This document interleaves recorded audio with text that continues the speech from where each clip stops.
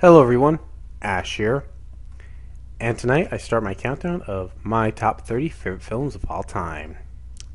So let's begin with number 30. At number 30, The Adventures of Milo and Otis. Now everyone hear me out before I say anything else. I loved this movie when I was a little kid. I really did, I enjoyed it a lot. But I do know the rumors about apparently kittens being killed and other stuff happening. I've heard those rumors about this film. So I'm aware of that. I'm also glad I didn't see the Japanese version of this film. Instead, I saw the American version, which I was much happy because I don't think I would have been very happy if I'd seen the Japanese version of this. But when I was a little kid, I really loved this film. It was such a fun little film to watch that it's always going to have that place in my heart. It was my first true favorite film.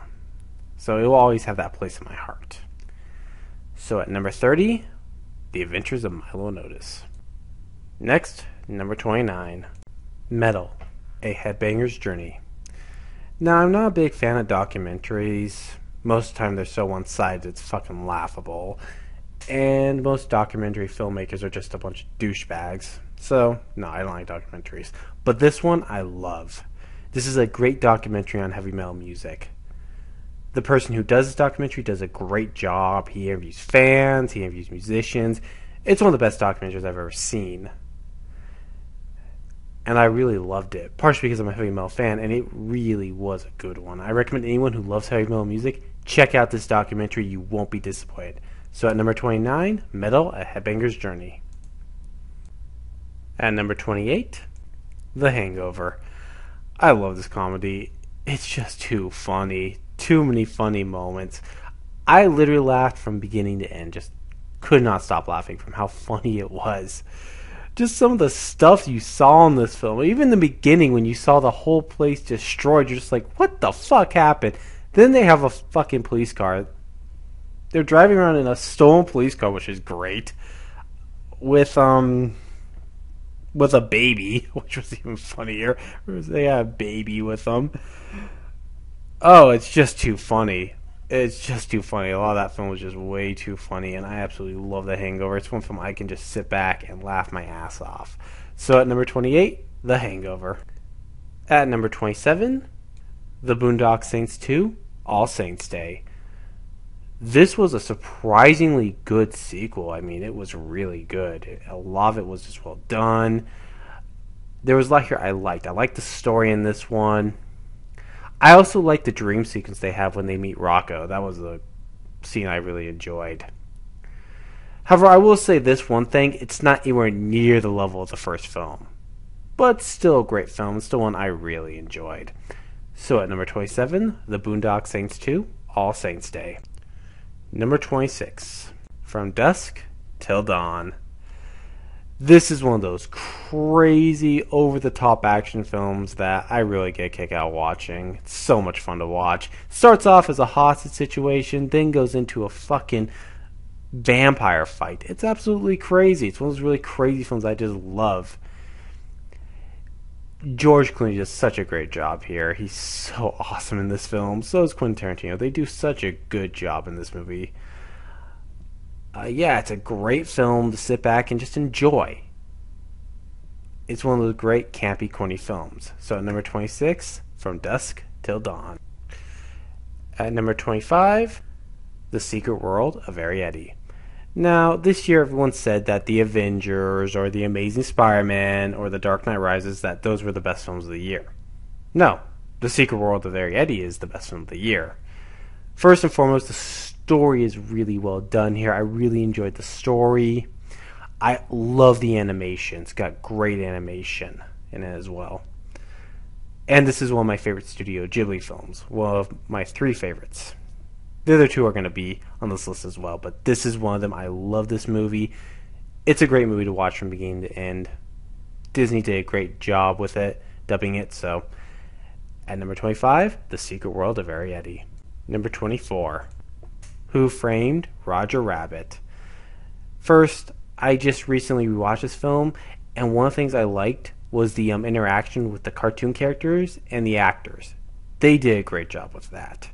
It has a great dark story that you can appreciate now more as an adult than you could when you were a kid. It was also great to see a lot of older cartoon characters in there as well. A lot of them, like Bugs Bunny and Mickey Mouse. It was great to see all these companies just come together and make something special, and it really is a fun one to watch. So at number 24, Who Framed Roger Rabbit? Number 23, Spaceballs. I love this parody. This is Mel Brooks' best work, I think, personally. Every time I watch it, I can't stop laughing, and there's too many great lines in this film. Yogurt. I hate yogurt with strawberries. Spaceballs the cereal. Spaceballs the flamethrower. Kids love that one. Now you know why evil will always win, because good is dumb. Lines like that, I just cannot stop laughing when I hear them. This is a great film to watch. And at number 23, Spaceballs. Number 22, Suicide Club, Suicide Circle. Now, of all the Asian horror films I've seen, this is my personal favorite. For a few reasons. First, this movie is violent, and I am not kidding on that. It is a very violent horror film at times. And I'm not just talking about the scene where all the girls jump right onto the train tracks when the train's coming right at them. Not just that scene. There's other scenes in this film. I don't want to say a few of them because they are disturbing, and I mean really disturbing to watch. But there are some truly it's a violent film. But one thing I love, before I begin on that, I want to go to M. Night Shyamalan's The Happening.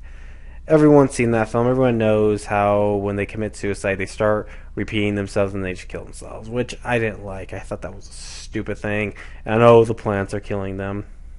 All that crap. I'm not going to give away why it's happening. I don't want to give that away.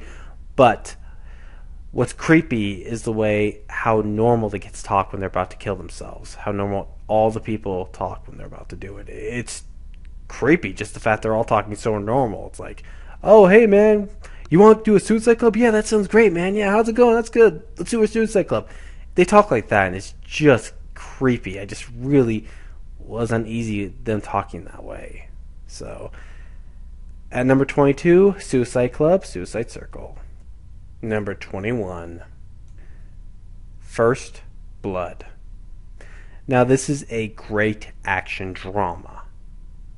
There's a lot of elements that work really well here. It's got great writing, some of the best acting I've seen. I mean, especially for Sylvester Stallone, this is his best role in my opinion.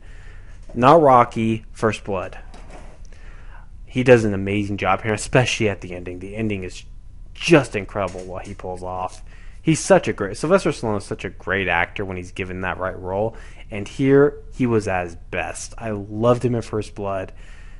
This is a great action drama. And at number 21, it's First Blood. Well, that's it for part 1 of my top 30 favorite films of all time. Stay tuned for part 2 and part 3, which will be coming up very soon. And this is Ash saying so long and good night.